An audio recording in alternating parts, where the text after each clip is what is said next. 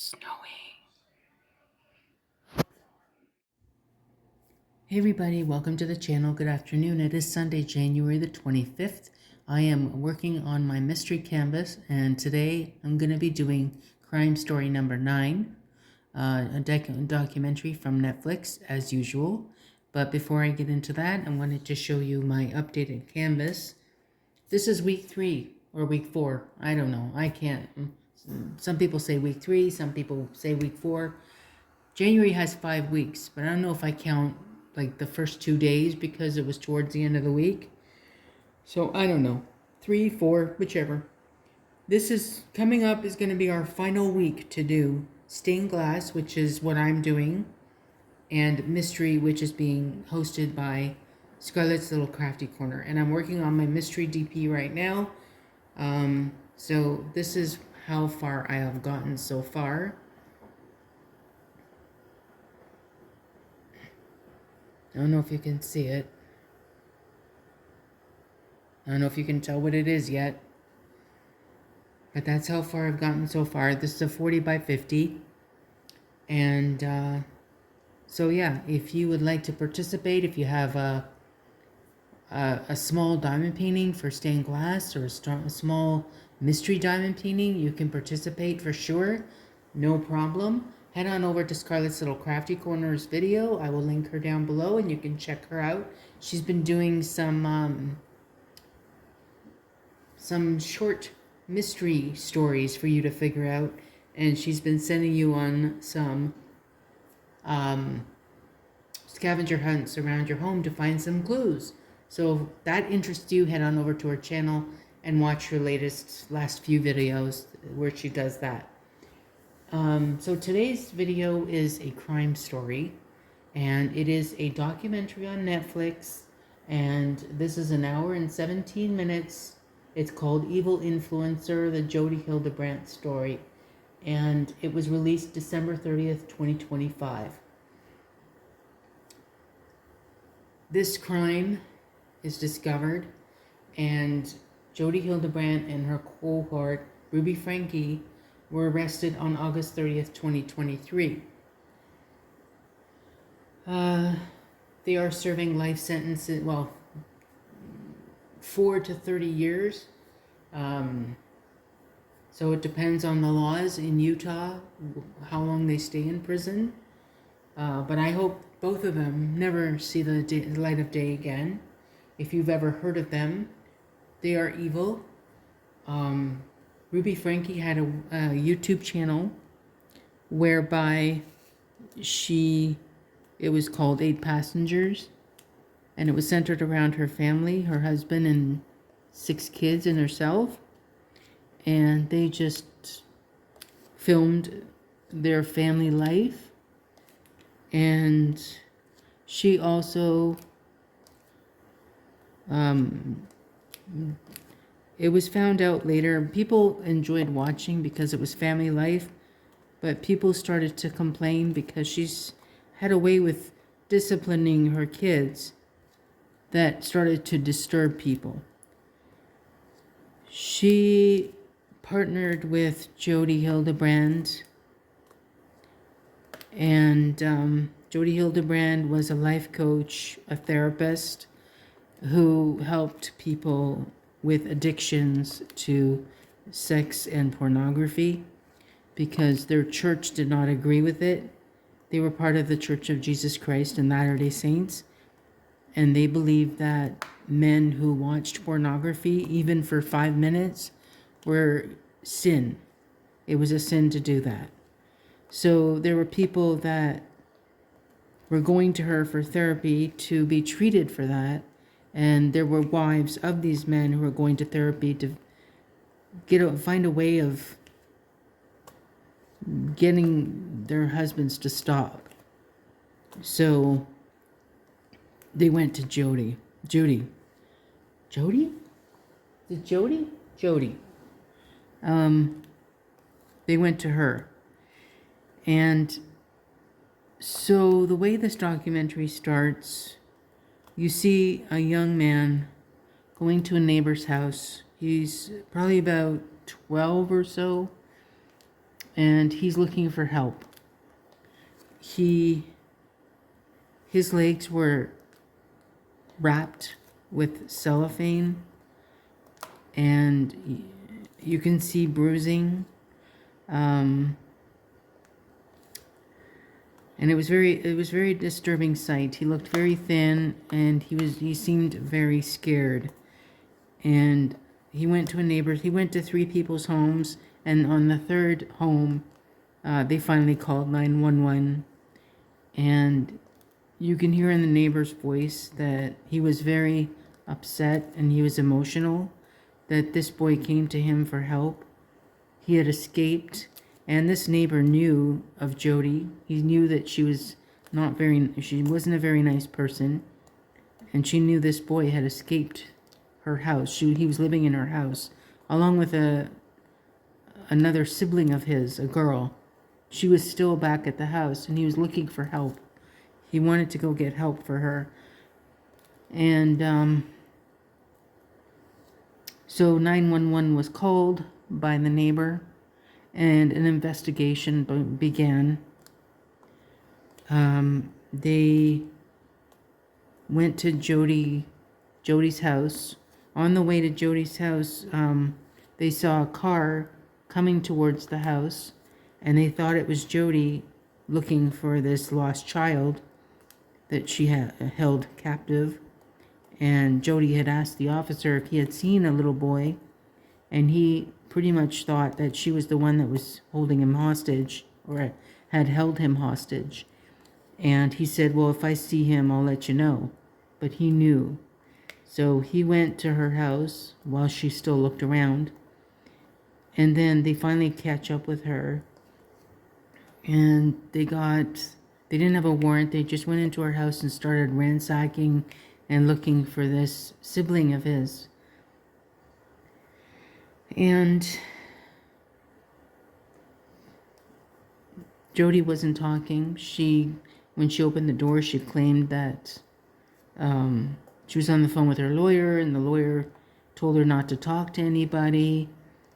And they said it was too late for her. They knew that she had someone in the house that was being held against their will. And they ended up finding the kid in a safe, of which Jody had no idea of the combination, but one of the officers was able to get into a safe with a very simple combination, 1, 2, 3, 4, 5, 6. And Jody had claimed that she didn't know what it was and that she hadn't opened the safe in years. Meanwhile, this kid was in there, among other things, like other forms of punishment. They found rope. They found this concoction that they saw that was wrapped around his leg with the cellophane, which was honey and cayenne pepper. Oh my goodness. All the stuff that they found to incriminate Jody and Ruby, because Ruby was part of it. Just because she was brainwashed by Jody, it doesn't make her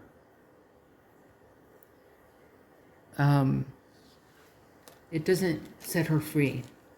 She was part of it too. She's an adult, and I don't care what she said, that she was influenced by Jody. You're an adult and someone is telling you to do this to your children, to imprison them, torture them this way. I don't have sympathy for her at all, for Ruby, for what she did to her kids. Her husband was driven out of the house at the advice of Jody. Jody had moved herself into the Franke home, and there was suspicion that she and Ruby had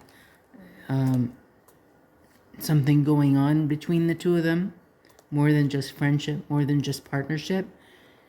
And one night, apparently Jody had some sort of an episode where, it was very scary. She was almost like The Exorcist, you know, she felt like she was being attacked, or she was being taken over by a spirit of some kind, and a demonic thing. And so Ruby said that she would sleep in the room with her so that she could help her through this. And so then Kevin, the husband, was kicked out of his own bedroom and out of the house eventually, under the advice of Ruby. Jody. Ruby kicked her husband out of the house, and he was not to have any contact with his children.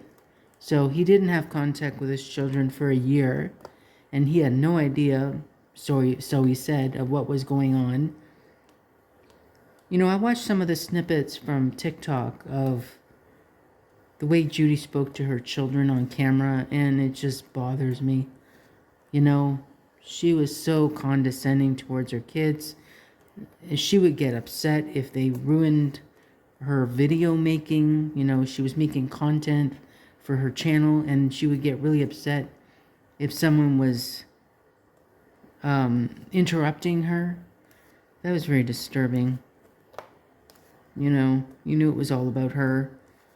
And so I told you she had 6 kids. Ruby had 6 kids. 2 of the oldest kids had moved out and were estranged from her and her husband. The smallest kids went with Jody. They were in her house, and she was keeping them captive and making them do adult chores. And the 2 middle children eventually were found, and they were at a friend's home, safe and sound. But the smallest children, oh my goodness.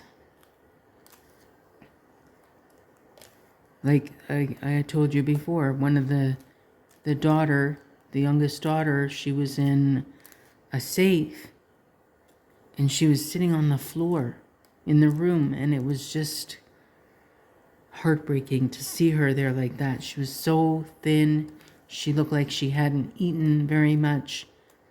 She was starving. The officer had brought her some food, and she just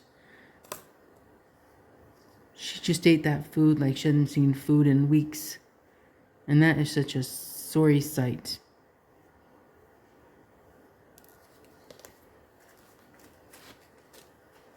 What else?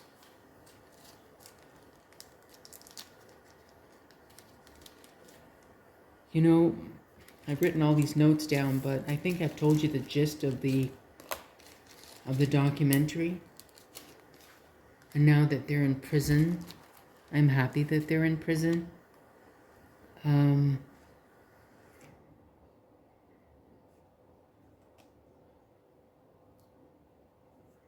hope they stay there for the rest of their lives, and that they never get out. Ruby Franke, I don't care how the fact that she was brainwashed. I'm glad she is where she is, and apparently she's happy to be in prison because she knows what she did was wrong. Doesn't excuse her, though. And she doesn't deserve to get out of prison ever, and neither does Jody. She, like the title of the documentary says, she was an evil influencer. She taught Ruby how to discipline her children, and it wasn't conventional discipline. It was really awful discipline. You know, she took the oldest child's bed away from him, so he had to sleep on the floor. The kids were made to do chores. They had a mini trampoline, and they would be on it for hours and hours in the heat outside. It was like every day was blistering hot, and they would be made to be on this trampoline for hours and hours as punishment. It also features Jody Hildebrand's niece, who was also at Jody's um, house for a while. She had taken care of her for a while. And she also talks about abuse from Jody. Oh my goodness. These women were something else. And like I said, I am glad that they are serving time in prison for what they did. I hope neither of them ever get out. Has anyone ever seen, has anyone seen the documentary? Comment below if you haven't seen it, and you may not want to see it after what I've just told you. It's very disturbing. I couldn't watch it, but I wanted to watch it to bring it to you. That's the only reason. Otherwise, my goodness, I wouldn't have watched. It's very disturbing. If you love children, I don't know how you're going to get through it, but it's just awful what people do to children. It is. It really, really is. Let me just see if there's any. Yeah, pretty much in a nutshell, like they had also another therapist who talked to the camera, who had former clients of Jody's go to her, and she said that they would tell her things that were really off kilter for a therapist to be talking about. And they had interviews with people. Oh, they also Ruby. Oh my gosh, Ruby and Jody had this. They came up with this program, or I think Jody was the one that came up with it. It was called Connections with an X, and it was a group that people would go to or become part of to just connect with others. Talk and get to know each other. Connections, right? So she had that, and Ruby Frankie and her husband were a part of that, and they had other members that were part of this group, and these members that talked on the camera, their lives and marriages were ruined by Jody Hildebrandt. Anyone who went to this woman probably is not with their partner to this day, because like they said on the documentary, a lot of people's lives were ruined because of her. Oh, what?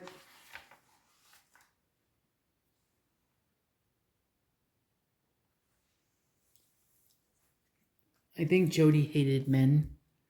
I really do. I think I said at the beginning of the video that she was married for a little bit, and she started to believe that men were evil. They had dirty minds. They were into pornography, sex, and to her, an addiction was if you've even watched porn for 5 minutes. So I think a lot of people would be guilty of that.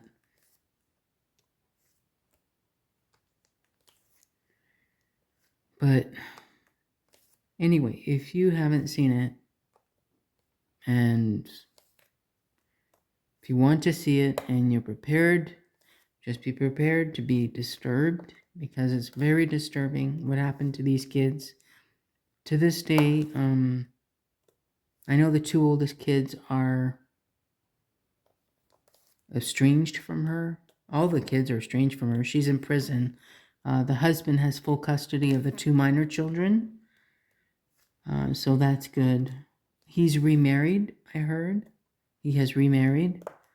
So that's great. Was he to blame, really? I don't know. I'm having trouble with that because he was pushed out of his home. He may be partially to blame, because I think when they were doing their YouTube channel, I'm sure he saw the way she would treat the kids verbally. Maybe he did it too. I don't know. I never watched the document. I never watched their YouTube channel, so I don't know. I just got snippets from TikTok, and I still do, because, you know, once you start watching one topic on TikTok, it keeps popping up on you until you stop watching it. There's a way to say that you're not interested anymore on TikTok, so it won't show you content of that nature anymore, or at least that creator.